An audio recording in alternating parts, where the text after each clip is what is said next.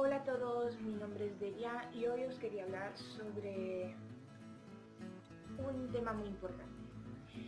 Hace unos días vi una película que pues trata de la educación. Esa película se llama Diarios de la calle. En esta, en esta película se toca mucho el tema de la educación, de cómo es la educación de hoy en día y cómo la deberíamos cambiar. Bueno, voy a empezar diciendo que no estoy hablando ni de la película, ni la estoy criticando la película, ni la estoy comentando y mucho menos explicando. La estoy dando como referencia para hablar de la educación. Y allá vamos. Hoy en día la educación sigue patrones, leyes, normas y se imparte de la misma manera para todos.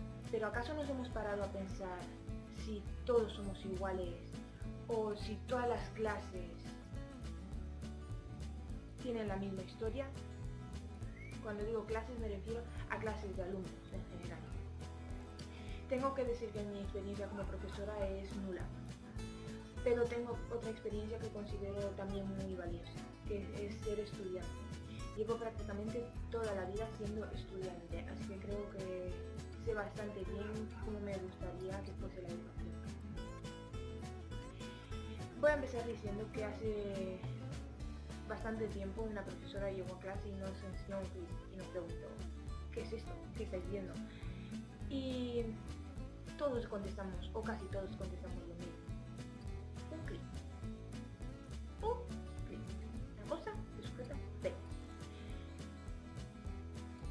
Esta pregunta parece tonta, parece una tontería lo que estoy diciendo, pero es una pequeña muestra de que la educación de hoy en día hace que hace que nos enseñen las cosas de una única y universal forma, lo que nos hace pensar y ver el mundo de una sola manera o de una sola perspectiva.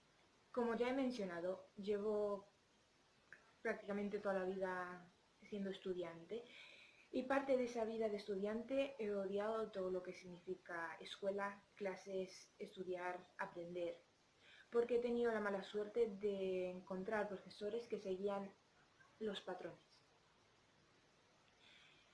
Permítame que os diga que la educación no significa estudiar solo filósofos, matemáticas, poetas, escritores o los grandes sucesos históricos.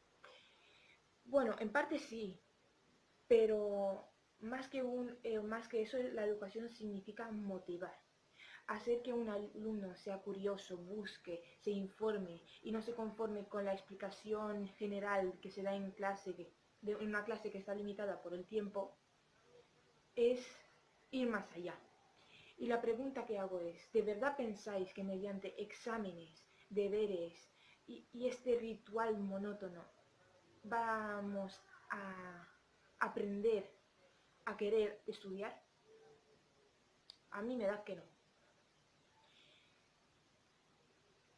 Y tengo que decir que, claro, hacer deberes, exámenes, es importante, es parte de la educación, pero la forma, ese es el punto. Otro punto muy importante, y sé que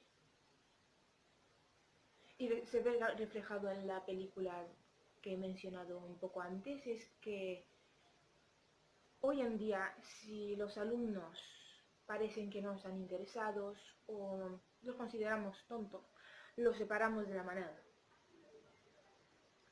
Y eso no es lo peor, es que no es que los separamos para enseñarles de otra manera o les quitamos contenidos, lo hacemos más fácil. Y todo esto para poder decir un día que al menos han salido de aquí con alguna noción. ¿Por qué?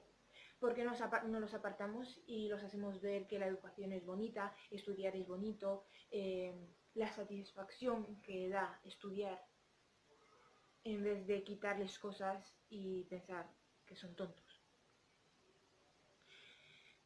Lo que nos lleva a lo que dije antes, la motivación. La motivación.